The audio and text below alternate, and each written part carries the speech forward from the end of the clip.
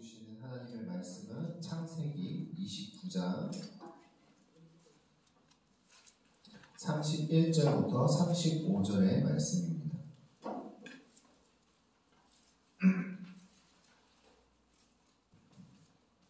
창세기 29장 31절부터 35절의 말씀 한 절씩 교독하도록 하겠습니다. 여호와께서 레아가 사랑받지 못함을 보시고 그의 태를 여셨으나 라헬은 자녀가 없었더라.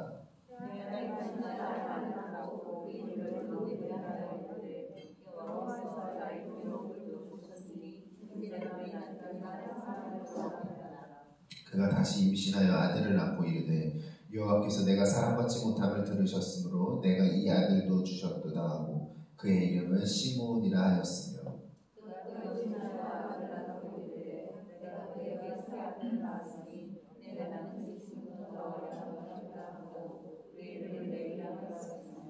그가 또 임신하여 아들을 낳고 이르되 내가 이제는 여호와를 찬송하리로다 하고 이로 말미암아 그가 그의 이름을 유다라 하였고 그의 출산이 멈추었더라.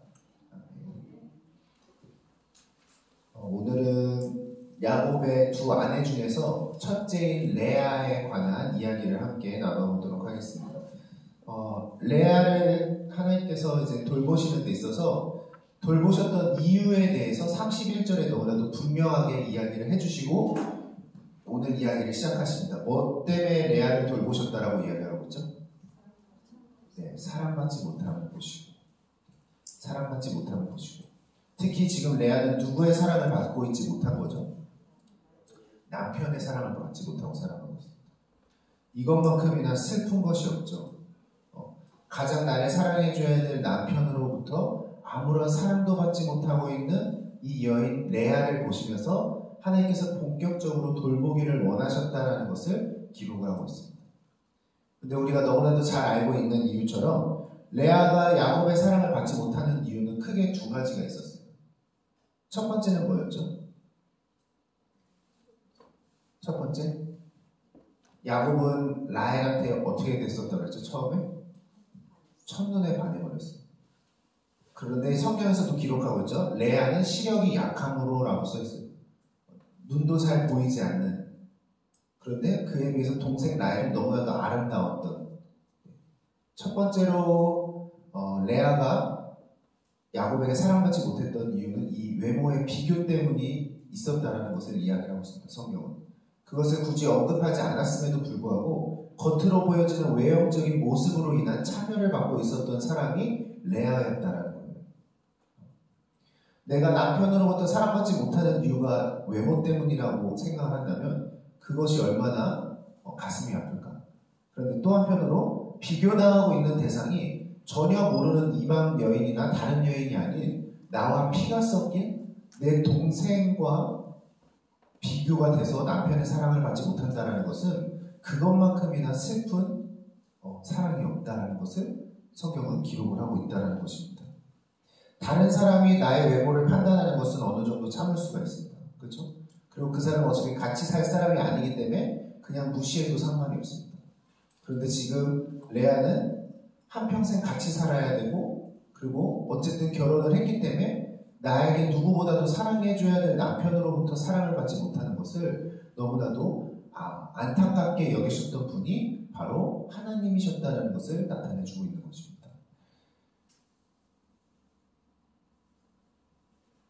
아마 내 외모가 변화되지 않는 이상, 라헬보다 더 뛰어난 외모를 갖지 않게 되는 이상 외모 때문은 야곱의 사랑을 받지 못할 운명을 갖고 태어난 사람이 바로 레아였다는 거. 그렇죠? 지금이야 의료기술이 많이 발달했죠. 내가 좀만 마음먹으면 개선이라는 걸 할 수가 있는데 이 3,500년 전에는 전혀 상상도 하지 못했을 의술이기 때문에 그냥 그게 내 운명이다 하고 받아들일 수밖에 없었던 삶을 살았던 것이 바로 레아였다는 거예요. 그러니까 자신의 외모를 보면 볼수록 더더욱 미래에 대한 기대감은 생기지 못했던 거예요. 이것으로 통해서 내가 과연 야곱의 사랑을 받을 수 있을까? 아무런 희망이 없었다는 겁니다. 그렇죠? 겉으로 보여지고 내 외적인 모습으로 인해서 더 이상 아무것도 소망할 수 없었던 사람이 첫 번째로 레아였고 두 번째, 레아가 사랑받지 못했던 이유, 가장 큰 이유가 뭐죠? 레아는 야곱이 어떻게 얻게 된 아내죠? 그렇죠. 속임으로 얻었던 아내가 바로 레아였어요. 근데 중요한 건 뭐예요? 레아가 그 사실을 모르고 있지 않았다는 거예요. 야곱은 아마 레아를 볼 때마다 누가 떠올랐을 거예요? 라반이 떠올랐을 거예요. 내가 라반한테 속아서 얻게 된 저 아내. 그렇죠? 내가 7년 동안 분명히 라헬을 위해서 섬기겠다라고 이야기하고 정말 기쁨으로 그 모든 시간을 다 감당하고 내가 있는 위치에서 그 모든 것들을 성실하게 임했음에도 불구하고 라반이 나를 속여서 얻게 한 저 아내 누구죠? 레아. 아마 그 분노가 치밀할 때마다 야곱이 가끔씩 그 속은 거에 분노가 치밀할 때마다 누구를 함부로 대할 수밖에 없었을 거냐면 레아를 함부로 대할 수밖에 없었을 거예요. 라반한테 하지 못하는 그 분노와 원망과 이것들이 다 레아에게로 흘러갔을 것이라는 것을 하나님께서는 다 알고 계셨다는 거예요. 레아가 그러니까 두 가지 이유 다 자신 때문에 일어난 건 아무것도 없어요. 그냥 태어나면서 그리고 삶을 살면서 다른 누군가에게 얻어지는 부정적인 이미지. 근데 이미 첫 단추를 잘못 끊었기 때문에 레아는 이 시작을 다시 새롭게 할 수가 없는 거예요. 야곱이랑의 부부관계를 처음부터 다시 새로운 이미지로 시작할 수 없었던 사람이 또한 레아였다. 그러니까 레아에게는 그 결혼 생활 그 어느 것도 희망을 가질 수 있을 만한 것이 아무것도 없었습니다.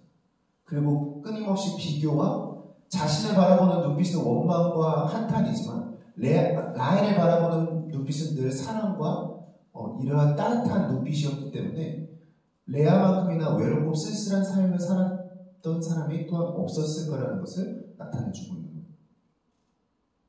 그런데 중요한 건 뭐냐? 오늘 본문에 하나님께서는 그 모습을 그냥 내버려 두시지 않는다는 겁니다. 지금도 여전히 그것들을 돌보고 계시고 그것들을 어떻게 해서든 극복시켜 주시고자 하시는 분이 하나님이시라는 거예요. 하나님께서 그래서 선택한 방법이 뭐죠? 태를 여시는 거예요.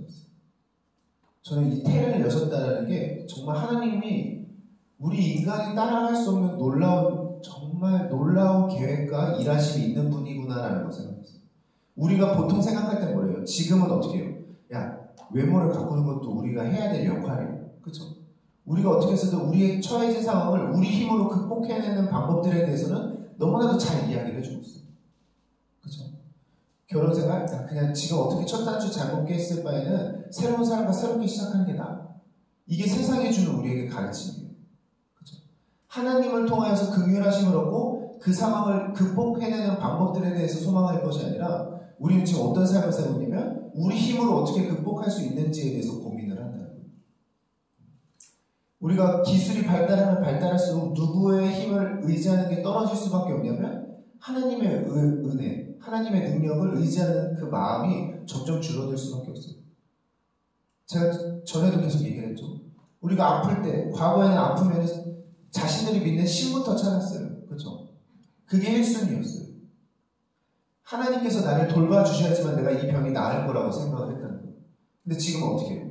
하나님 없어도 유명한 의사한테 가면 되는 거예요. 당장에 이것만 치유만 받으면 되니까. 내가 처한 지금 이 위기를 저 의사만큼은 건져줄 수 있을 거라고 생각한다는 거예요. 근데 하나님께서는 그것들을 그저 단순한 눈에 보이는 육신의 회복만을 원하셨던 것이 아니라 더 큰 능력으로 은혜를 주시고 복을 성취하시고자 하셨던 분이 하나님이시라는 것을 나타내주고 있습니다. 그래서 첫 번째 아들을 낳습니다. 그의 이름을 뭐라고 짓죠? 르우벤이라고 짓습니다. 그 이름의 뜻은 나의 괴로움을 돌보셨다. 하나님 저의 그동안 괴로움 다 알고 계셨군요 라는 이제 희망이 생기기 시작한 거예요. 그죠? 그런데 하나님께서 생육하고 번성한다는 건 한 명 줘놓고 이거 생육이랑 번성이야 이렇게 얘기 안 하실 거 아니에요. 그렇죠? 두 번째 자녀를 주십니다. 그러면서 이름을 뭐라고 하시죠? 시므온. 이름은 들음이라는 뜻이에요.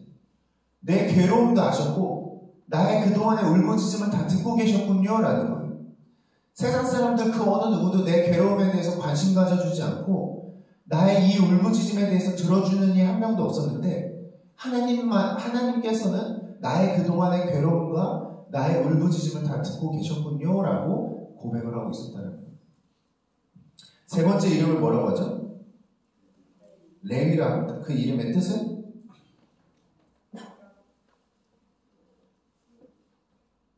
연합되었다. 누구와? 남편 야곱과 연합이 되었다.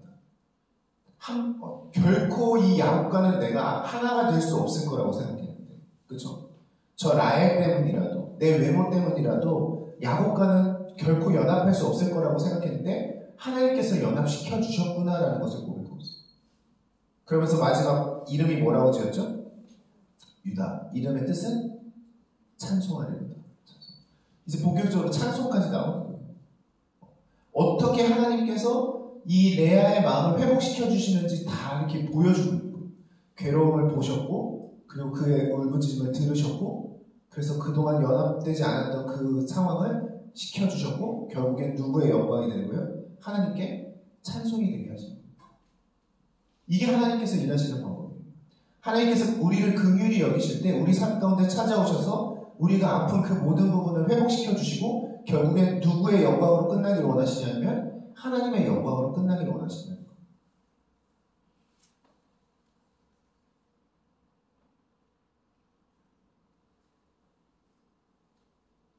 영적인 괴로움, 외로움, 단절, 그쵸? 원망을 한순간에 위로와, 그쵸? 따뜻한 위로와 연합과 찬송으로 바꿔주셨던 분이 하나님이시다. 우리가 이제 앞으로 삶을 살아갈 때 있어서 두 가지의 반응을 잘 보여야 돼요. 첫 번째, 나에게 처해 있는 모든 문제를 내 지식으로 그리고 세상 이 지혜와 방법으로 이겨나가려고 먼저 발버둥 치기보다 내 지식을 뛰어넘게 일하신 하나님을 먼저 의지하고자 발버둥을 쳐야 돼요.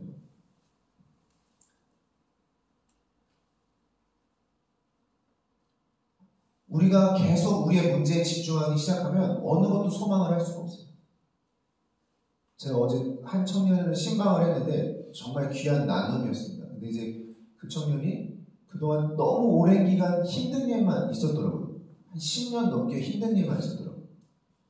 그래서 결론은 앞으로의 미래가 약간 희망이 되어지기보다는 낙심만 되어진다는 얘기를 한 시간 반 동안 해준 것 같아요.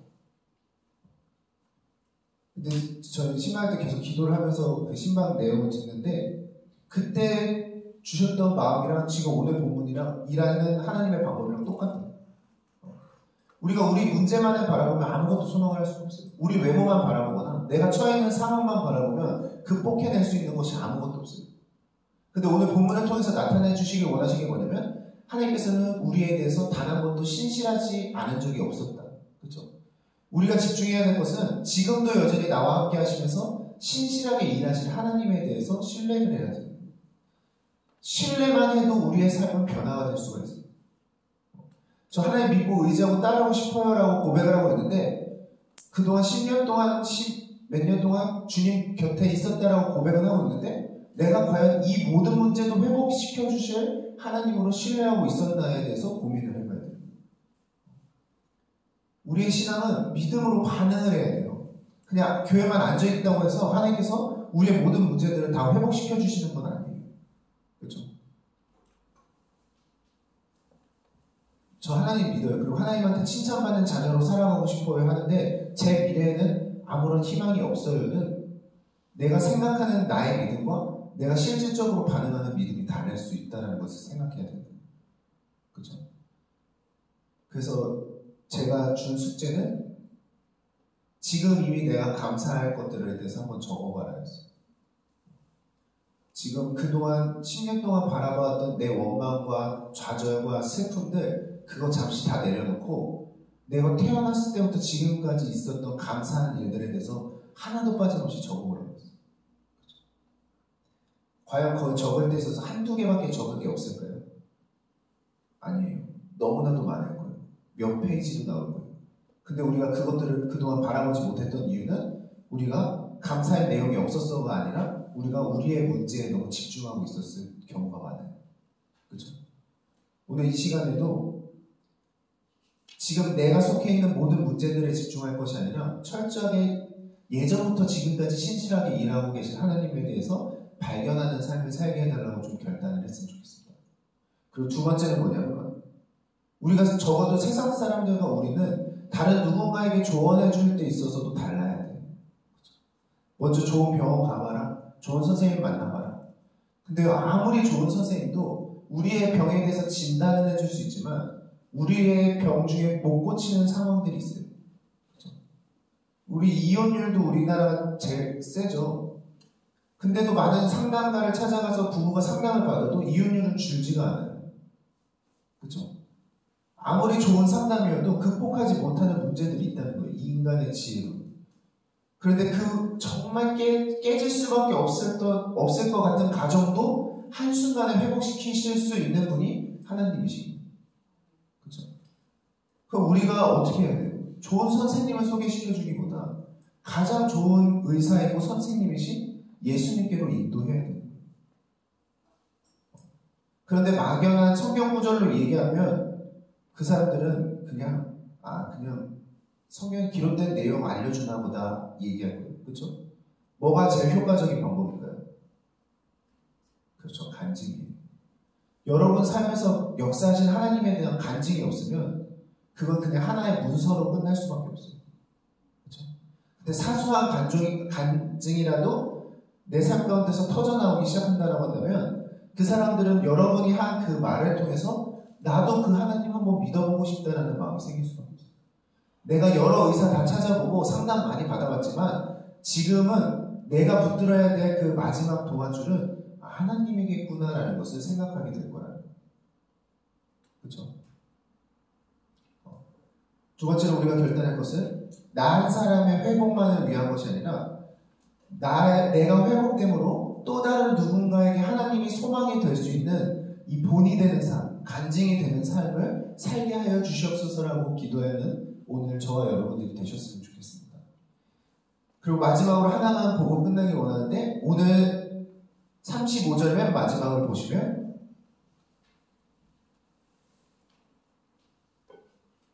뭐라고 끝나죠? 그의 출산이 멈추었더라. 이거는 이제 다 아실 거라 생각합니다. 왜 출산을 멈췄을까요? 네, 사이가 좋아졌어요. 근데 우리가 은혜가 너무 충만해지면요, 뭐가 될까요? 뭐가 될까요? 교만이 됩니다. 교만이 됩니다.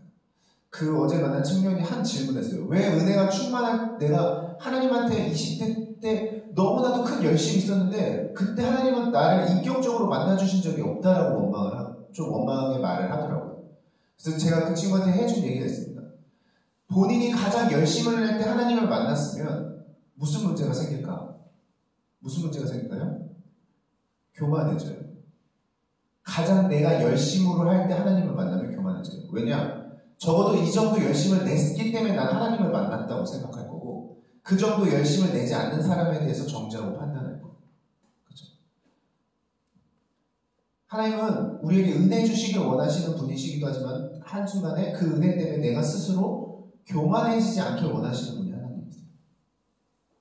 우리가 은혜 많이 받으면 마치 자기가 다른 누군가보다도 신앙적으로 많이 서 있다라고 착각하는 경우들도 많고 도리어 옛 은혜에 머물러서 그냥 자랑만 하는 신앙인의 모습으로 살아가는 경우들이 많아요. 우리가 언제 하나님의 은혜를 누릴 수 있냐면 가장 긍휼히 여김을 받을 수 있을 때 은혜를 받을 수 있는 거예요. 그렇죠? 오늘 들었잖아요. 레아가 사랑받지 못함을 하나님께서 보시고 긍휼히 여기실 만한 가장 낮은 자의 모습으로 있을 때 돌보시는 거지 이게 스스로 교만해져서 높아지면 도리어 우리가 하나님을 멀리하는 모습들로 반응할 수밖에 없다는 것을 하나님께서 너무나도 잘 아셨던 거예요.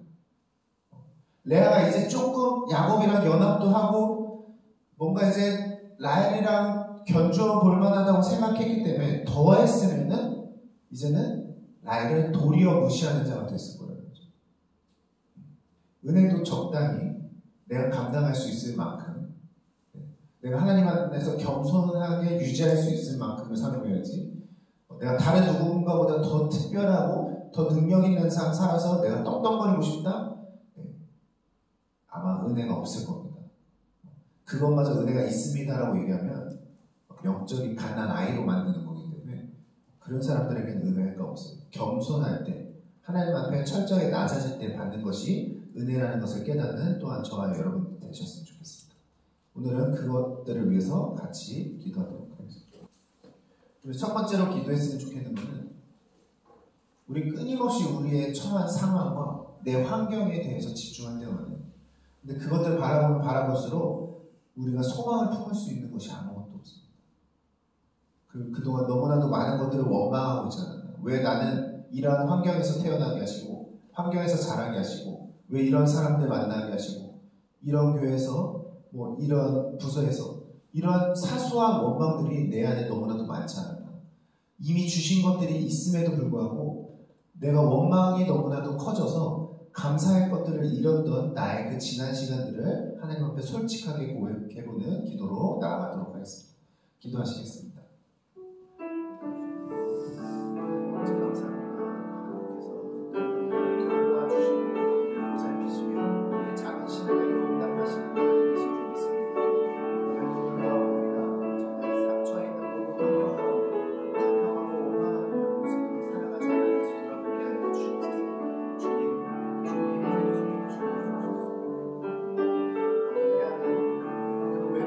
자기가 한 키라도 바꿀 수 있었던 것이 없습니다.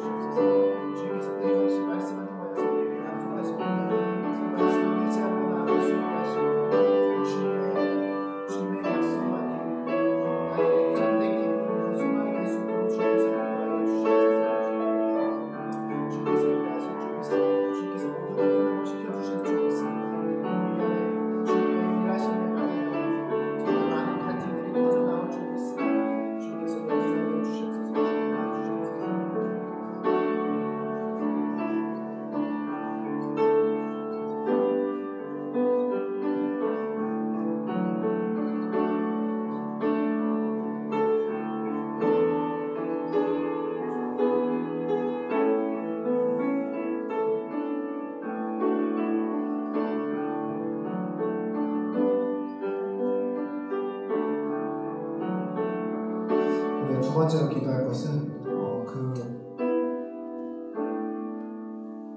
우리를 모든 것 가운데 회복시키실 수 있는 세상의 지혜로, 세상의 방법으로는 그들은 우리를 진단할 뿐 우리를 온전한 회복으로 인도할 수 없지만 우리 하나님만큼은 생명도 주관하시는 하나님, 모든 것을 창조하신 하나님께서 우리 삶에 그 어느 것도 회복시키실 수 없는 것이 없음을 고백하며 날마다 하나님만 의지하는 삶 살게 해달라고 우리가 그것들을 붙들고 함께 기도하도록 하겠습니다. 기도하시겠습니다.